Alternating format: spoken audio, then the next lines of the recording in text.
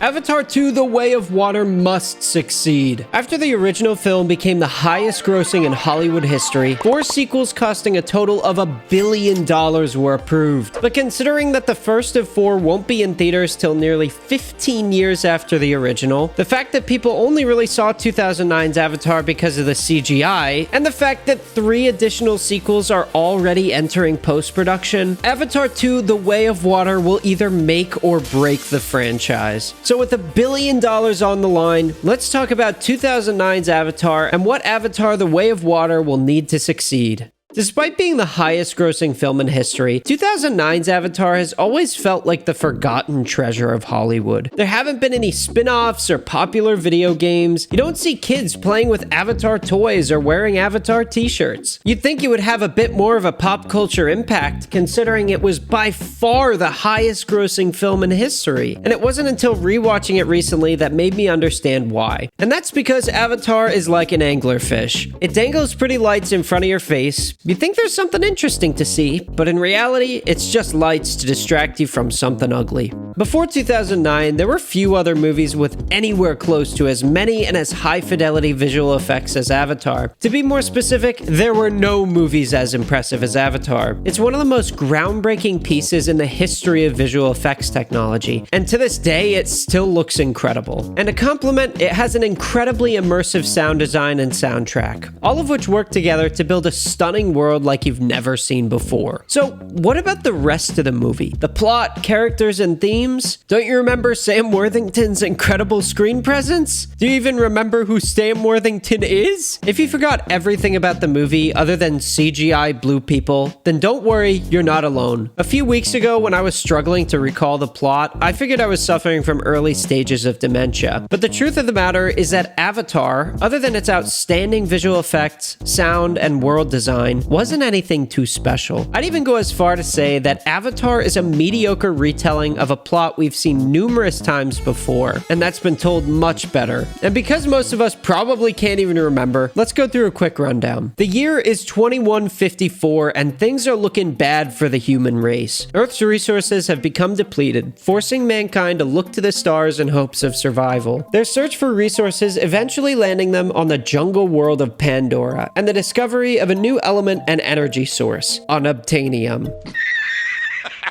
The only thing standing in their way are the giant blue people known as the Na'vi, who don't take too kindly to the human invasion and plundering of their world. On the most recent ship of military recruits, we find our plank of a protagonist, Jake Sully, a paraplegic Marine veteran who will be piloting a Na'vi-human hybrid to learn about Pandora and its culture. One might call it an avatar.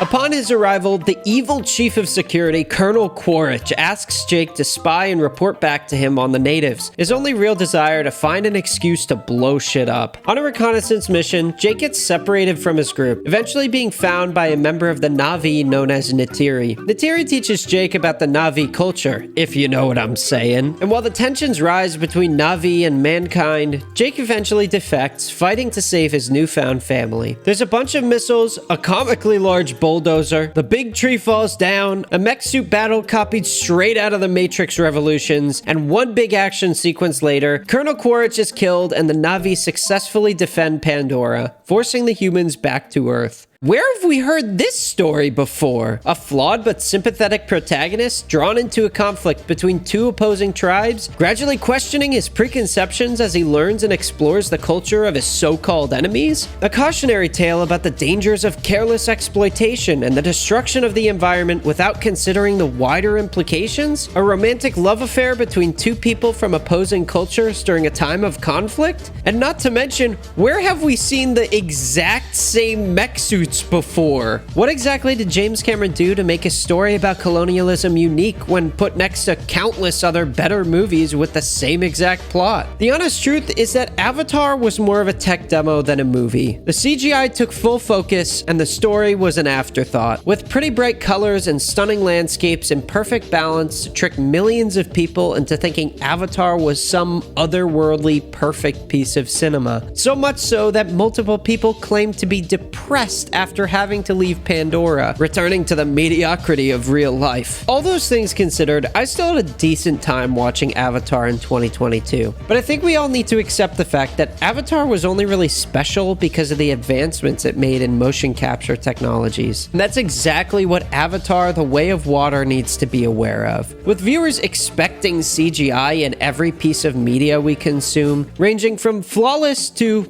not so good, James Cameron can't bank on people coming to look at the pretty colors and giant CGI trees anymore. What once was an anomaly in filmmaking is now a standard. So what exactly will Avatar: The Way of Water need to do differently? If we already know and expect it to look and sound incredible, then it needs to be incredible. And for it to be incredible, it needs to have an incredible story, which luckily is something James Cameron has a very good history of doing. Unlike Disney, who insist on using the same writers and directors over and over again, regardless of how the movies or shows are received, in the case of a true filmmaker like James Cameron, he was the only credited writer of 2009's Avatar, and for Avatar: The Way of Water, he's already brought on more writers to help out. James Cameron clearly recognized where the weakness was of the original film and is adjusting accordingly. Something that seems so obvious, but proves to be one of the biggest issues in Hollywood. So hopefully that means The Way of Water won't spend too much time talking about unobtainium. After the trailer for The Way of Water came out, I was a bit shocked by the amount of negative sentiment towards the movie. Like I said, I think 2009's Avatar had a lot of problems. Characters were two-dimensional, the dialogue was bland, and Jake Sully was a plank of wood. I also worry that after 13 years of hype and anticipation, the expectations will be so high there's no way a sequel could dream to deliver. But at the same time, a lot of people forgot about Avatar. And since The Way of Water takes place somewhere new in a different time in Jake Sully and Neytiri's lives, I'd expect the world to be recontextualized. The Way of Water might act as a soft reboot in a way. A perfect example of this is from James Cameron himself in the Terminator franchise. In 1984's Terminator, Sarah Connor was a regular 19-year-old girl, with the arrival of the Terminator tangling her into a future war between man and machine. And when we see her again in 1991's Terminator 2, she's a jacked, shotgun-wielding badass ready to defend herself and her son by any means necessary. James Cameron transformed Sarah Connor from a fearful, incapable, scared young woman into the most iconic female action hero in the history of cinema. And by no means is Terminator 1 a bad movie, but Sarah Connor's growth between it and Judgment Day is a testament to James Cameron's filmmaking abilities. 2009's Avatar certainly had its issues, but I think it's a big mistake to count out James Cameron before The Way of Water even comes out. At the end of the day, this is all speculation, and we don't really know what's gonna happen until The Way of Water comes out this December, assuming it's not delayed again. But what we do know is that spending $1 billion and pre-making 4 sequels to a franchise with an uncertain future is a huge risk. And if something goes wrong with The Way of Water, 20th Century Fox is in big trouble. So Avatar: The Way of Water must succeed.